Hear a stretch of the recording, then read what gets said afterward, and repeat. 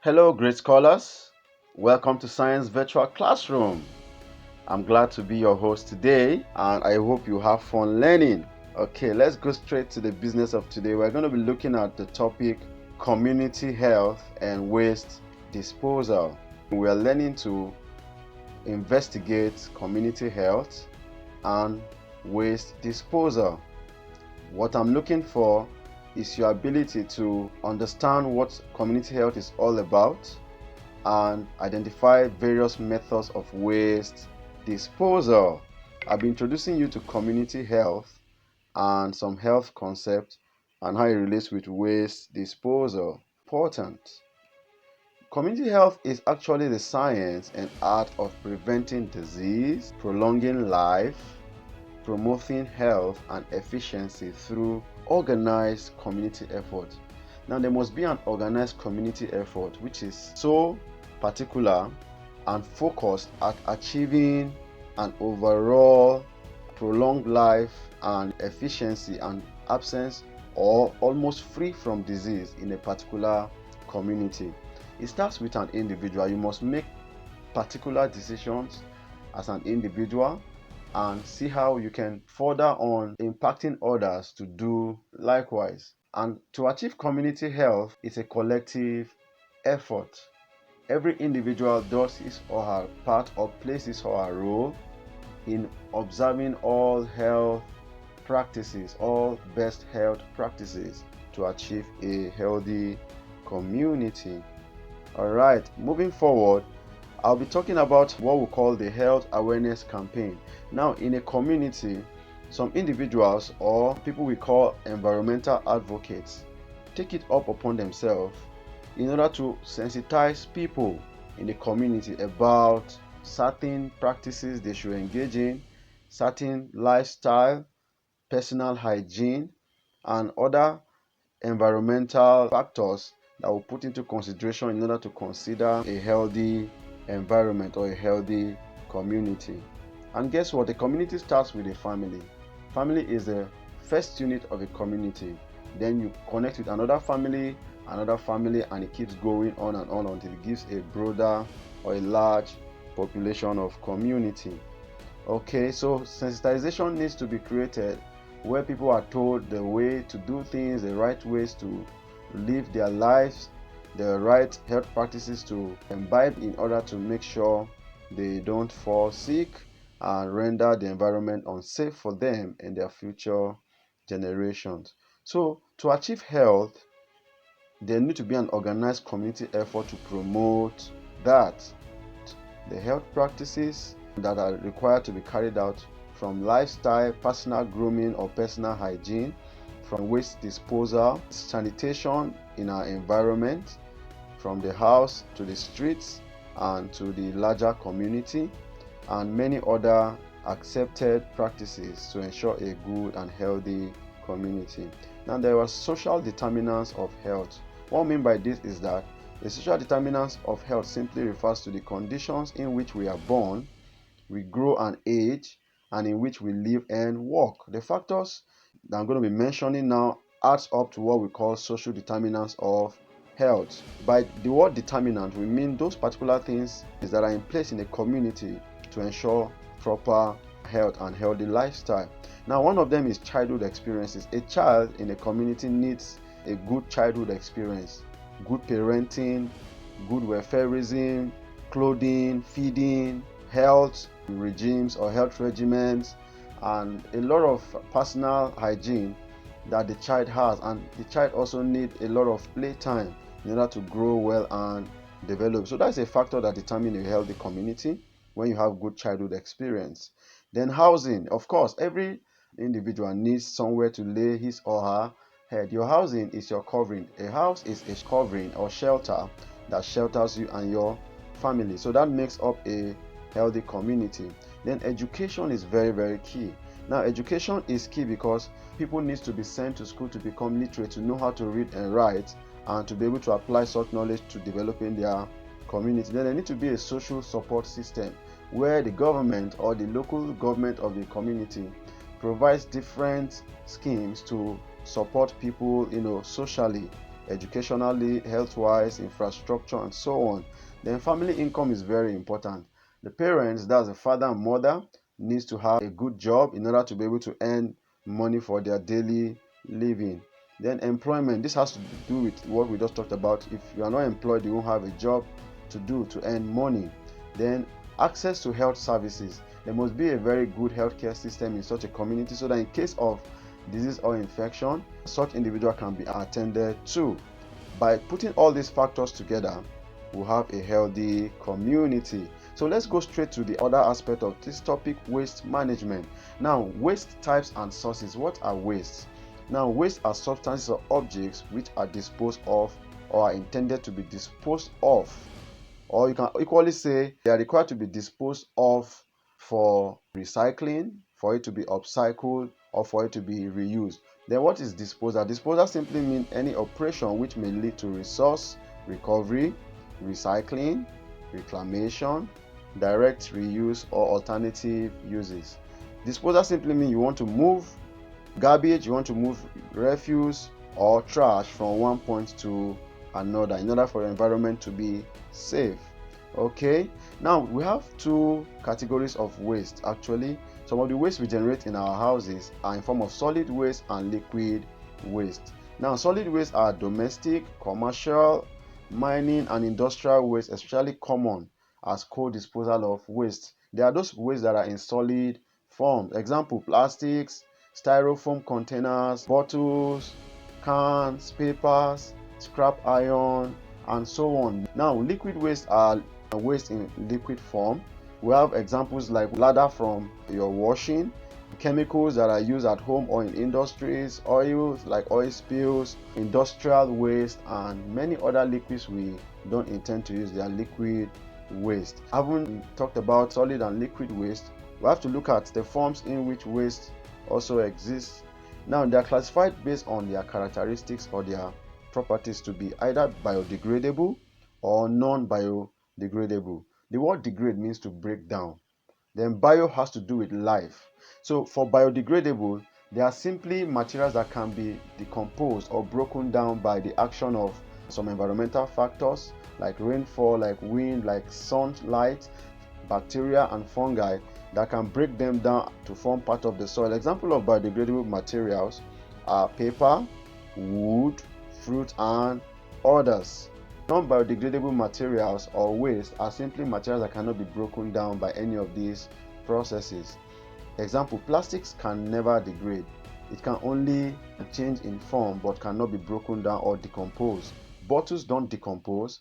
Old machines, cans, and so on, they don't get decomposed. They just remain on the surface of the earth, or if buried, they remain there for quite a long time. Now, there are other wastes classified based on their effects on humans or other animals. We have what we call the hazardous wastes and the non-hazardous waste. The word hazard has to do with harm. When something is harmful, it is hazardous.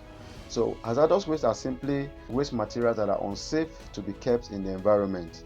Example, if they use them commercially, industrially, agriculturally, or economically, they are not safe for us. So for such waste, they are handled with utmost care and they are taken to a dump site that is far away from residences so that we don't get in touch with them and get contaminated.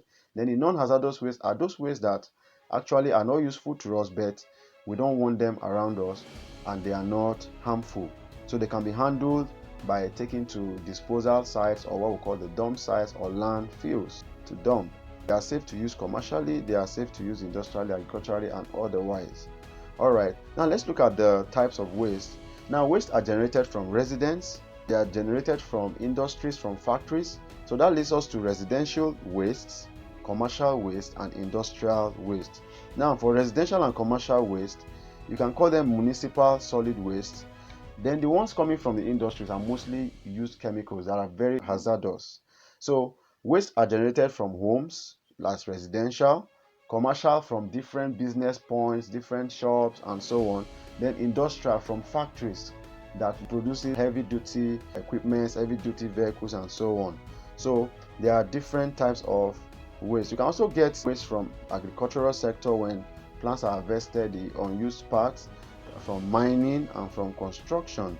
Okay, now looking at waste handling, waste has to be handled with proper care and to ensure that we have a healthy environment and a healthy community. So waste handling and separation involves activities that are associated with waste management until the waste is placed in storage containers for collection. Now, handling also encompasses or involves the movement of loaded containers to the point of collection. And as you can see, waste is always transferred from a smaller collection vehicle to a larger transport equipment. As you can see in this picture, you have your waste bins of different shapes and sizes in your homes. When it is filled up, the environmental disposal team comes with a compactor truck that compacts this refuse or garbage into the truck and move it to the dump site or the allocated dump site by law. Okay, look at this picture here. We have different storage devices. We have plastic forms of them, we have the rubber forms, we have the metal forms. So the storage can be done of waste can be done in a galvanized steel dustbin. It can be a paper sack, it can be public bins, and so on. And we do all these collections by putting them on the required or collection spot so that the environmental disposal team comes to dispose them. Alright, there are methods of waste disposal. Can you suggest any method which we use in disposing our waste from daily interactions or daily experiences? Alright, I guess you have one in mind. Now let's look at them. Methods of waste disposal. We have what we call the landfill method of disposal. This is when a particular site has been allocated for dumping waste and it is dug like a big trench and waste is being deposited in it and buried with earth over time, and they are burnt over time to reduce the quantity and recycle them. Then we have what we call the incineration. Incineration involves simply having a structure where you dump your refuse, then you burn them from time to time with fire. Fire is a reducing agent. It reduces them to ash and your waste is being taken care of. The only disadvantage is that it releases some poisonous gases like carbon monoxide into the air, which can cause air pollution.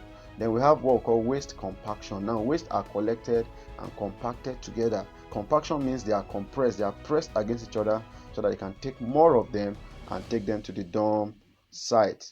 Okay, having said that, we also have another method of waste disposal known as biogas generation. Biogas such as methane and butane, and they are mostly used as cooking gases in our homes. Then we have what we call composting method of disposal.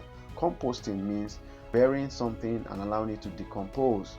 It's also a burial method for waste. You can bury waste by digging into the ground and they decompose over time for the biodegradable ones. Alright, then we have what we call the vermicomposting.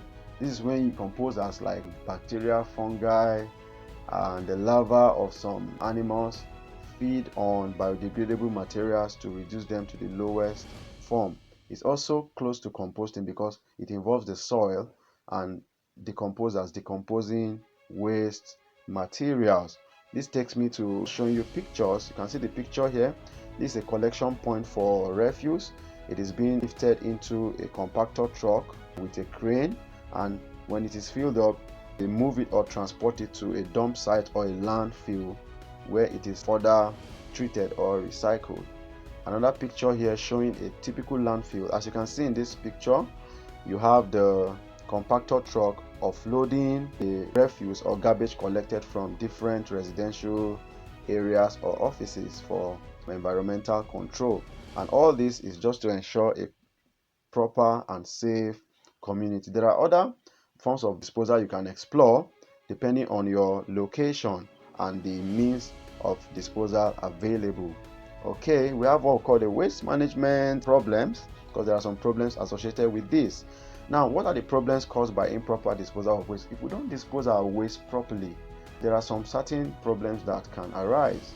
Now, one of them majorly is threat to public health. Remember, the topic is community health and waste disposal. Now, if we don't dispose our waste, be it solid waste or liquid waste, be it biodegradable or non-biodegradable waste, and so on, then there's threat to public health because one, they will attract rodents like rats, they will attract insects, and most of these insects are vectors of diseases that transmit pathogens. They transmit typhoid fevers, plagues, poisonous materials. They bring all this into play and it endangers our health and our future generation. Then there's another thing also. There's what we call the irreversible environmental damage in ecosystems. Now, in the ecosystem, it involves the interactions between living things and non-living things, humans, animals, plants, and other non-living things. Now, if the environment is polluted by our waste in form of air pollution, soil pollution, water pollution, and even noise pollution, there is a disturbance in terrestrial and aquatic life between plants and animals. Then air pollution such as incineration. From incineration, burning of refuse, air pollution is generated. So we need to find a way to either minimize that or look for a better alternative to such a disposal. Then water pollution is also a major challenge, because when we bury garbage and it rains, runoff water takes off pathogens from this waste. Some of the waste are moved into water bodies and clog it and make it to become polluted, and in the long run can cause danger to aquatic animals, even death. Then there's also something like technical and environmental difficulties. Now this has to do with the administration of the place, like the local government chairman, the environmental boards that controls this disposal system. If they are not active in disseminating their roles or carrying out their roles of maintaining a healthy environment, then there can be a challenge or a threat to community health. So this brings me to the end of this lesson. I hope you found it interesting. It's quite a broad topic, but I would like you to do more exploration on community health and waste disposal. If you have any question or any query, please feel free to drop your query on the Google Classroom. In the meantime, I wish you all the best.